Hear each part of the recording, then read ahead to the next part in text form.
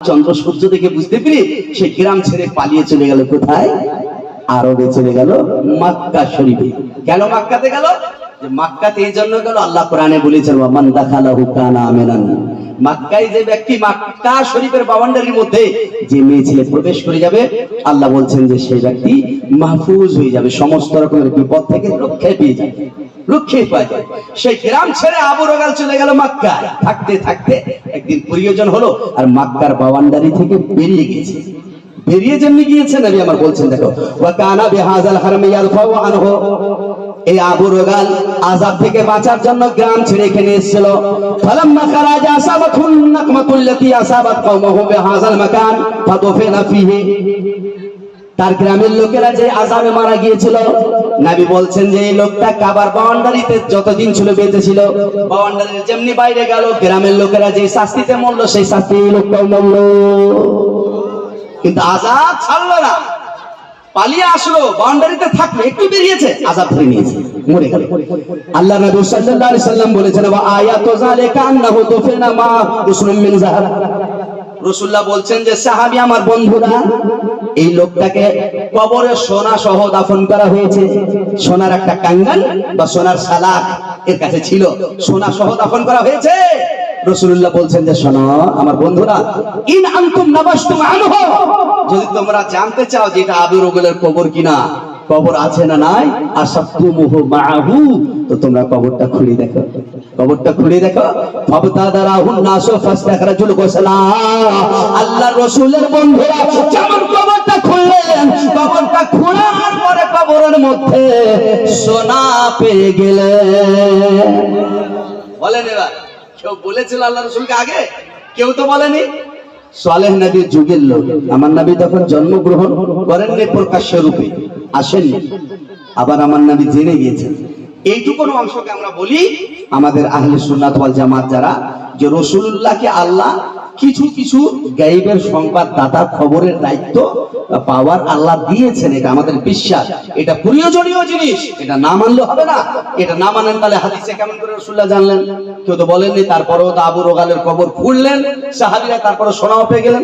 হ্যাঁ, আর মিশকাত শরীফের 160 হাদিস নম্বর 155 পড়ে দেখবেন, আল্লাহ রাসূল বলে গিয়েছেন যে একটা লোক দেখবে আমার বন্ধুরা, লোকটা কি হবে? রাসূলুল্লাহ বলছেন পয়সাওয়ালা হবে, আর ছপ্পর খাটে টেক লাগিয়ে থাকবে, আর তার কাছে আমার হাদিস যাবে, যেটা আমি করতে বলেছি বা নিষেধ করেছি যাবে। তো সেই লোকটা পয়সাওয়ালা লোক টেক লাগিয়ে থাকবে আর বলবে যে আমি মানি না, হ্যাঁ আমি শুধু সেটাই মানি, মা ওয়াজাদা ফি কিতাবিল মা ওয়াজাদানা ফি কিতাবিল্লাহ, আমি ওটাই মানবো যেটা আল্লাহর বইয়ের মধ্যে কোরআনে আছে। আমি হাদিস বলে বুঝি না, নবীর হাদিস বুঝি না। নবী বলছেন যে সাহাবীরা তোমরা দেখবে, সাহাবীরা তোমরা খেয়াল রাখো, পয়সাওয়ালা লোক আমার হাদিসকে মানতে চাইবে না আর বলবে যে আমি আহলে কোরআন। মুহাদ্দিসিনে কেরামগণ এটাকে রিসার্চ করে দেখেছেন। পাঞ্জাব আমাদের দেশে পাঞ্জাবের জেলা মিয়ানালবি, সেখানে জন্মগ্রহণ করেছিল কে? সেখানে জন্ম হয়েছিল কার? আব্দুল্লাহ চাকাল আলবি। এই দেশের মধ্যে বা পৃথিবীর মধ্যে সর্বপ্রথম কোরআনী ফিরকা তৈরি করেছে কে? আব্দুল্লাহ চাকরা আলবি। আব্দুল্লাহ চাকরা আলবি বলেছিল আমি হাদিস কিছু মানি না, হাদিস বলে কোন জিনিস আমি বুঝি না, মানি না, কোরআনে যা আছে আমি মানি। রাদারান মিল্লাতে ইসলামিহা, ১৫০০ বছর পূর্বে আমার রাসূল বলে গিয়েছে যে কোরআন ছাড়া হাদিসকে মানবে না। এরকম লোক তোমরা দেখবা। মানুষেরা তদন্ত করে দেখেছেন, তো পাঞ্জাবে আব্দুল্লাহ চাকরা আলবিকে পাওয়া গিয়েছে। তাহলে রাসূলুল্লাহ ১৫০০ বছর পূর্বে কি ঘটবে, ১৫০০ বছর পরে পূর্বেই আল্লাহর হাবিব বলে গিয়েছেন। এইটুকু অংশকে আমরা বলি কি? গায়বের খবরদাতা। এই জন্য একজন কবি বলেছেন কি জানেন? और कोई गायब क्या तुमसे नहा हो भला, जब ना खुदा ही छुपा तुम पे करो बोलुन सुभान अल्लाह। একবার আর मोहब्बत বলে দেন सुभान अल्लाह।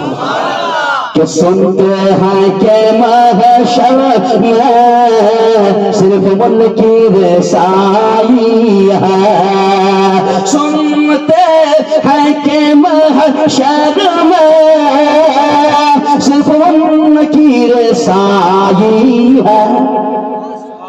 আর জোরে বলে দেন, गर्वन की रसाई है लो जब तो बन आई है। কবি বলছেন যে ময়দানে মাহশারে রাসূল ছাড়া উপায় নাই। আচ্ছা বলেন তো, এত বড় আলা হযরত গো, এত শিক্ষিত, लगभग 1000 থেকে 1100 বইয়ের রাইটার্স গো, তিনি রাইটার গো, তিনি কি বলছেন জানেন? कि मैं मुजरिम हो आता मुझे साथ ले लो के रास्ते में है जा बजा खाने वाले। মানে বলে কি, ইয়া রাসূলুল্লাহ, যেমন দুনিয়াতে বিভিন্ন জায়গাতে থানাতে আটক করে, আটকায় মানুষ, চেকআপ করে পুলিশেরা, প্রশাসনের লোকেরা, কবর থেকে তো চেকআপ চালু, মৃত্যুর পরে চেকআপ চালু। কবরে চেক হবে ইমানের আছে কিনা, আখিরাতে চেক হবে ইমান আমল দুইটা, আবার পুলিশের হাতে চেকআপ হবে, মিজানে আমলের কাছে চেকআপ হবে, হাউজে কাউসারের কাছে চেকআপ হবে।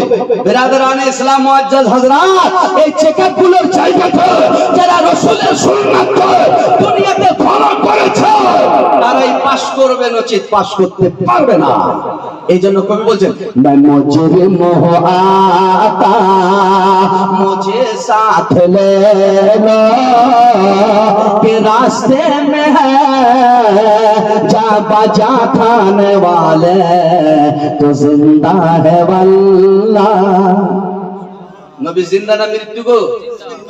এবার বলবেন জিন্দা তো দেখতে পাই না কেন? তো দেখতে পাই না, তা হাওয়া এখানে চলছে দেখতে পাই না, হ্যাঁ আলো জ্বলছে ধরতে পারি না, আচ্ছা না শ্বাস চলছে দেখতে পাই না, অনেকগুলো জিনিস আছে। আল্লাহ যে সিস্টেমে যেটাকে তৈরি করেছেন বলেছেন সেটা মানবো, ব্যক্তিগত কথা তো মেনে লাভ নাই। আল্লাহ রাসূলকে হায়াতুন নবী মানা এটা ঈমানি দায়িত্ব রে বাবু, এটা কোরআন হাদিসে যে প্রমাণ আছে। হ্যাঁ, এই জন্য কেউ যদি মৃত্যু বলে ওর কথাটা নেবেন না আপনারা, দয়া করে এটা নিবেন না। একবার জোরে বলুন তো সুবহানাল্লাহ।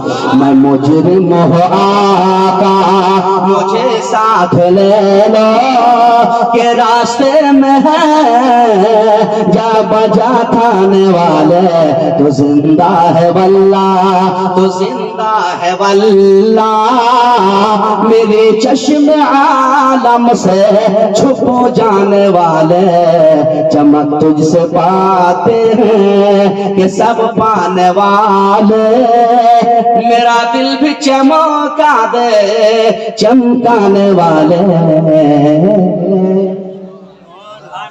আচ্ছা, এবার ছোট্ট একটা কথা বলে মায়ের আমার অপেক্ষা করে আছেন আমার শোনার জন্য। কি বলছিলাম বাবু, যে রাসূলুল্লাহর জ্ঞান কোরআনে আল্লাহ বলছেন ওয়া আল্লামাকা মা লাম তাকুন তাআলাম, যা জানছিলেন আমি শিখিয়ে দিয়েছি।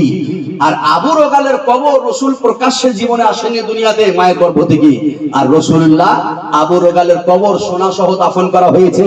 রাসূলুল্লাহ সাল্লাল্লাহু আলাইহি সাল্লাম যেমন বললেন সাহাবীরা খুলে দেখলেন তেমনই পেলেন। হিন্দু ভাইদের বলছেন ব্রাদারান ইসলাম, অধ্যাপতি বলেছে ओम परम भतिबानं पराथमा संभवस्य करता ओम भवान से गुप्ता शबरम भदितं सर्वदाया प्रजस्थम ओम। অধ্যাপতি বলে শেষ জামানার পয়গম্বর প্রফেট এই পৃথিবীর জমিনে আসতে গেলে তার এত জ্ঞান রয়েছে, সেই এত জ্ঞানী ব্যক্তি হবে যেই ব্যক্তি একই সময় সামনে পিছনে ডানে বামে উপর নিচে 6 দিকে দেখতে পাবে। তিনি এত জ্ঞানী হবেন, উনার এত পাওয়ার হবে। বেদিক গুণ বলছেন যে শোনো, একই সময় দিক হলো 6টা, আর 6 দিকে একই সময় মুহাম্মদ দেখতে পাবে। সুবহানাল্লাহ, এই হলো জ্ঞানী। যারা ইলমে গায়ব নাই, কিছু জানেন না, রাসূলুল্লাহ এগুলো নিয়ে এতরাজ করে, উচিত নয় ভাই। বেদ পুরাণেও তো প্রমাণ আছে।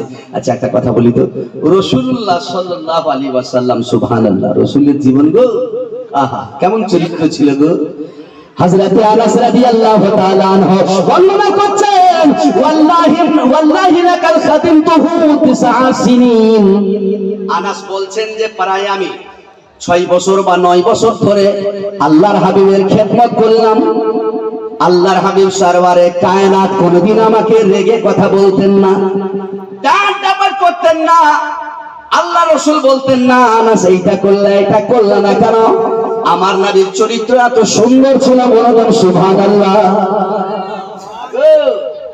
উহুদের যুদ্ধে রাসূলের পাককে যারা কষ্ট দিল, তো সাহাবীরা বললেন বন্ধুরা নবী হাতটা উঠাইয়া একবার যদি আপনি বাদদুয়া দিয়ে দেন যে কাফিরদের তুমি ধ্বংস করে দাও, এক্ষুনি তো সবাই মরে যাবে গো ইয়া রাসূলুল্লাহ, সবাই তো ধ্বংস হবে, আপনি দোয়া করবেন, বাদদুয়া করে দেন।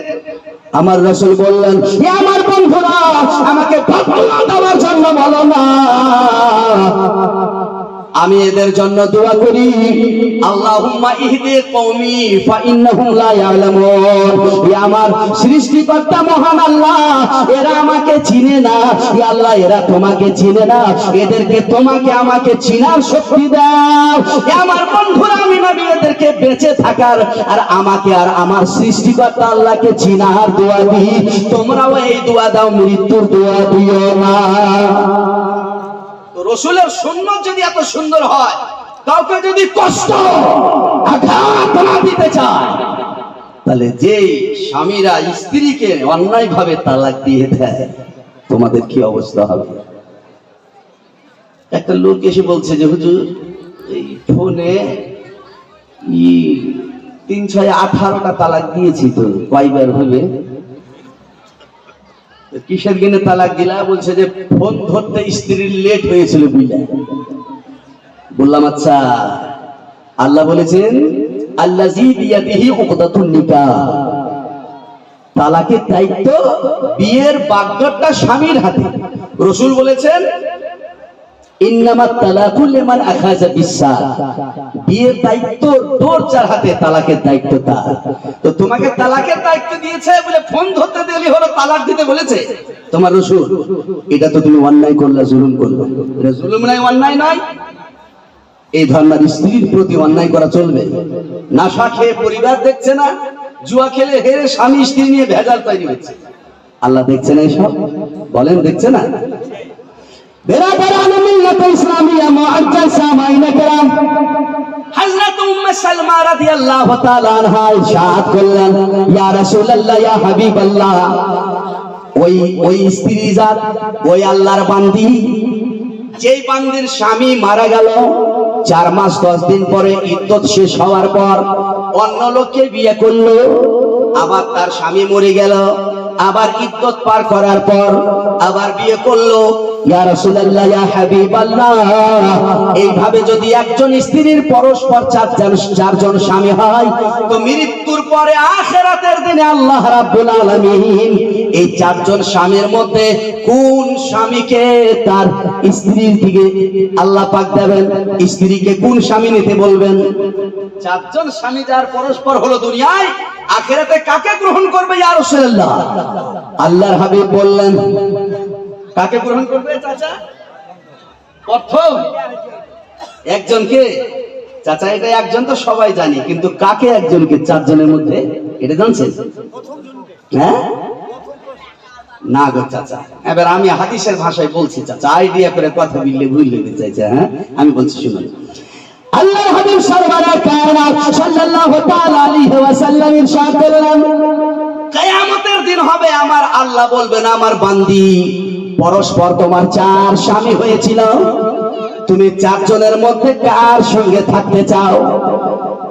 আল্লাহ যখন তাকে ইখতিয়ার দেবে, তার স্ত্রী তখন বলে উঠবে, আমার সৃষ্টিকর্তা আল্লাহ, যে স্বামীর ব্যবহার ভালো ছিল, যার কাছে আমি শান্তি পেয়েছি, ওই যে আমার 3 নম্বর বা 1 নম্বর বা 2 নম্বর, যে স্বামীর চরিত্র দুনিয়ায় ভালো ছিল, স্ত্রীর দুঃখে কষ্টে সাথ দিয়েছে, আখিরাতে স্ত্রী বলবে, আল্লাহ গো, দুঃখে কষ্টে আমার এইটা স্বামীর ব্যবহার ভালো পেয়েছি, তোমার জান্নাতে আমি এই স্বামীর সঙ্গে থাকতে চাই। আল্লাহ বলবেন যে যাও, তুমি যাকে যার ব্যবহার ভালোবাসছো, তুমি আর এখন গ্রহণ করছো, ওকেই নিয়ে জান্নাত চলে যাও। আর এই ছেলে মানুষকে, তাহাবি শরীফের হাদিস, কোরআন শরীফ সূরা বাকরাতে আল্লাহ বলেছেন, ওয়ালাহুম ফিহা আজওয়াজুম মুতাহহারা, আল্লাহ বলছেন ঈমানদারদের জন্য আখিরাতে পবিত্রতা স্ত্রী হবে, সুন্দর পবিত্র পাকিজা স্ত্রী হবে, সমস্ত ঘৃণা থেকে পবিত্র স্ত্রী, সুন্দর স্ত্রী হবে, ভালো স্ত্রী হবে, পাক পাকিজা স্ত্রী হবে। কাদের? ঈমানদারদের। ঈমানদারের পাক পবিত্র স্ত্রী হবে। তো তাহাবি শরীফের হাদিসে লেখা আছে, কি লেখা আছে? কিয়ামতের দিন হবে, আল্লাহ পাক পরওয়ারদিগার বান্দাকে জিজ্ঞাসা করবে, বান্দা তুমি ইমানদার তো তুমি হুর নেবা না তুমি তোমার দুনিয়াবি স্ত্রী নেবা? আহারে, হুরের কথা রাসূলুল্লাহ বলেছেন, একটি হুর যদি সমুদ্রতে একবার এক অপরের থুক আমাদের ঘৃণা লাগে না? একটি হুর যদি থুক দিয়ে দেয়, কত প্রিয় থুক হুরের গো, জান্নাতীদের স্ত্রী হবে গো ইমানদারদের। একবার সমুদ্রতে ঠুকে দিলে পৃথিবীর যত সমুদ্র জল, রাসূল বলছেন সব জল মিষ্টি হয়ে যাবে। মুখে জোরে বলি হবে না আপনাদের? আসমান থেকে নিজের কদমটা যদি পৃথিবীর জমিনে হুর করে দেয়, পৃথিবীর জমিন চাঁদের চাইতে বেশি আলোকিত হয়ে যাবে। বলো সুবহানাল্লাহ। তো যেই মুসলমান এক কাপ চায়ে কালকে ছিল তৃণমূল, আজকে হলো সিপিএম, কালকে ছিল সিপিএম, আজকে হলো বিজেপি, এক কাপ চায়ে যে ভোট পরিবর্তন করে, এই লোকের স্ত্রী আখিরাতের দিনে যদি মোটা হয় তাহলে চিন্তা করে, বাপরে হুর তো এত সুন্দর গো, এই তো স্ত্রী তো কালো রঙ, হুর তো এত সুন্দর। কারোর স্ত্রী লম্বা থেকে এই তো লম্বা ঠ্যাঙ্গা কিলা বাঠা থাকলে মিলবে, এই তো স্ত্রী দেখারে, আর হুর তো চতুর সাইড দিয়ে সুন্দরী গো। যেই মুসলমান এক কাপ চায়ে পাটি পরিবর্তন করতে পারে, আখিরাতে কি করবে গো? কার দাঁত বড়, আর দুঃখ করিও না মা তোমরা, যদি দাঁত বুড়ি থাকে তাহলে কইবে এই স্ত্রী নিব না, তোমার হুল নিব গো, এই কালো চামড়ার স্ত্রী নিব নি, তো তোমার হুল নিব গো। আল্লাহ বলবেন, বান্দা ভালোবাসা ছিল, আসলে স্বামী স্ত্রীর সুখ আর ভালোবাসা দুনিয়ায় যদি প্রেম থাকে, তাহলে তাহাবি শরীফে আছে কত সুন্দর কথা জানেন? আল্লাহর হাবিব সরওয়ারে কায়নাত সাল্লাল্লাহু তাআলা আলাইহি ওয়াসাল্লাম বলবেন, ও আমার বান্দা তুমি চাইছো নাকি? যখন বান্দা বলবে, আল্লাহ যার সঙ্গে আমি দুনিয়ার জীবনে 50 বছর 60 বছর পর্যন্ত আমি জীবন যাপন করেছি, আল্লাহ সেই স্ত্রীকে ছেড়ে আমি তোমার জান্নাত যেতে চাই না। আমার নবী বলছেন যে আল্লাহ বলবেন, ও আমার বান্দি তুমি হুর হয়ে যাও, তার স্ত্রী যেমন কালারের থাকুক না কেন, আল্লাহ যখন হুর করে দেবেন হুরের মতো হয়ে যাবে। সুবহানাল্লাহ। আখিরাতের দিনে হুর বানিয়ে দেবে, আর হুর বানিয়ে দেওয়ার পর স্বামী স্ত্রী কেমন সঙ্গে জান্নাতে যাবে।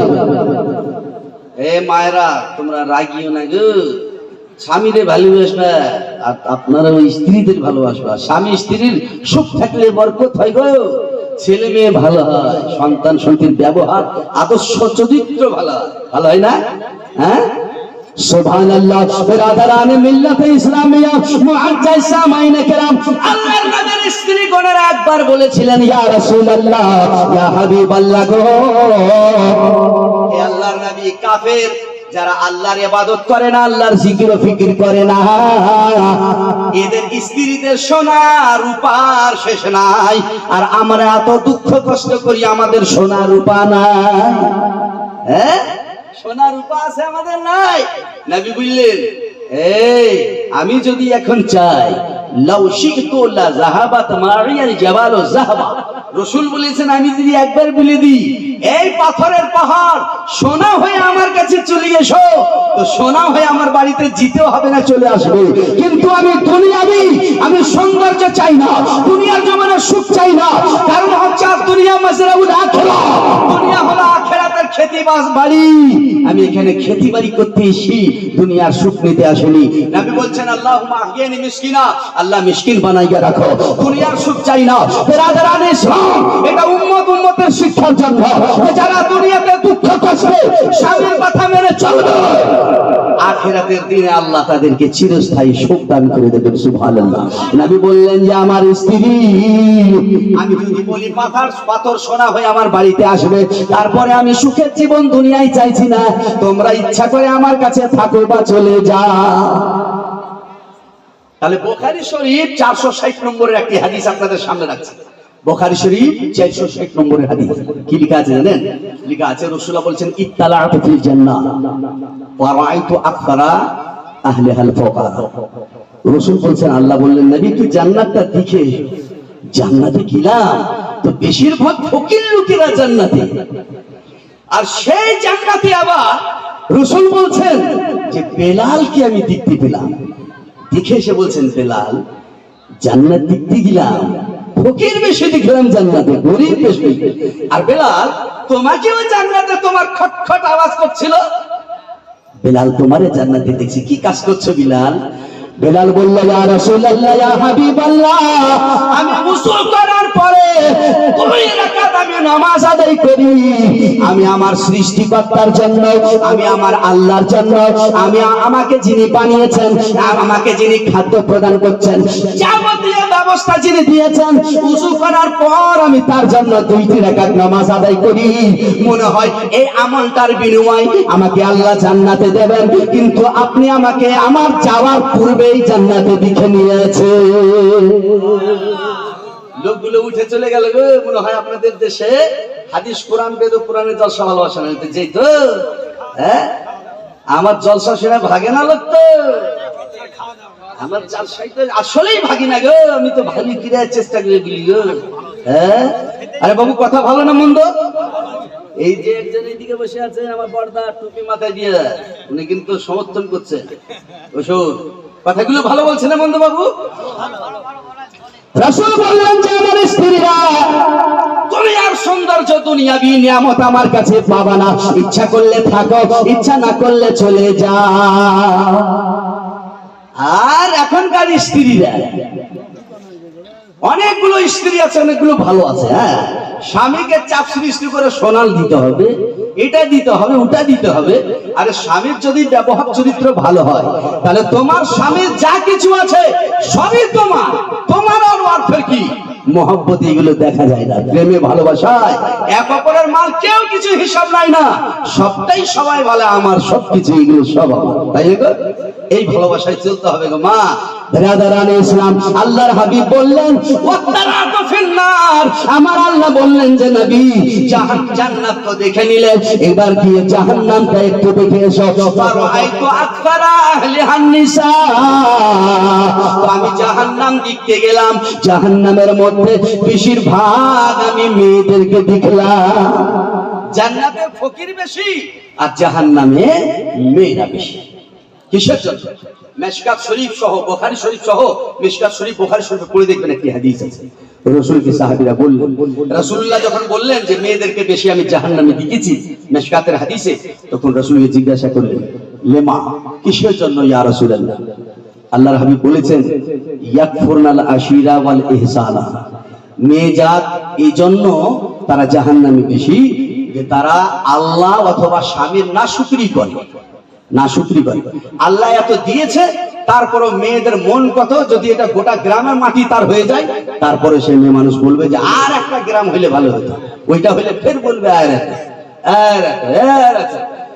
রাসূলুল্লাহ বলছেন, কিছু লোক এমন আছে দুনিয়ার সব দিয়ে তার মন ভরবে না, শেষের সময় মাটি তার মুখে নাকি ভিজে দেয়, তখন আর কিন্তু লাগবে না কিছু।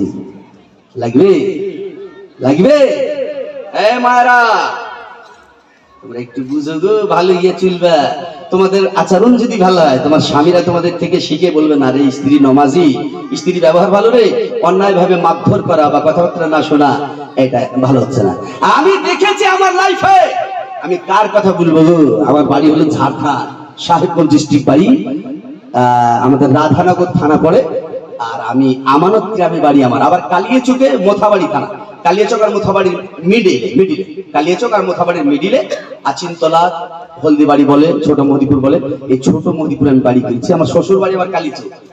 আমার স্ত্রী, আমি কার কথা বলবো গো, আমার স্ত্রী, আমি নিজে দেখছি যে আমি একটা মুফতি সাহেব মানুষ, আমি মাদ্রাসায় পড়াই, মসজিদে ইমামতি করি, জলসা করি, ফতোয়া লিখি, দোয়া তাবিজ করি, মানুষ বিচারে ডাকে আমাকে সমাধান করতে, এতগুলো কাজ করি গো। তারপরে আমার কিন্তু চলাফেরার ক্যাপাসিটি আলাদা ছিল। সেটা কি ছিল? পয়সা করি পকেটে আছে, একদিনে মাংস কিনতে হবে তো মাছও কিনে নিলাম, ফের হয়তো দেশে ডিম পেলাম নিয়ে নিলাম, এইরকম। এই যে ওয়াল হিসাব খরচা করে একটা সিস্টেম ছিল।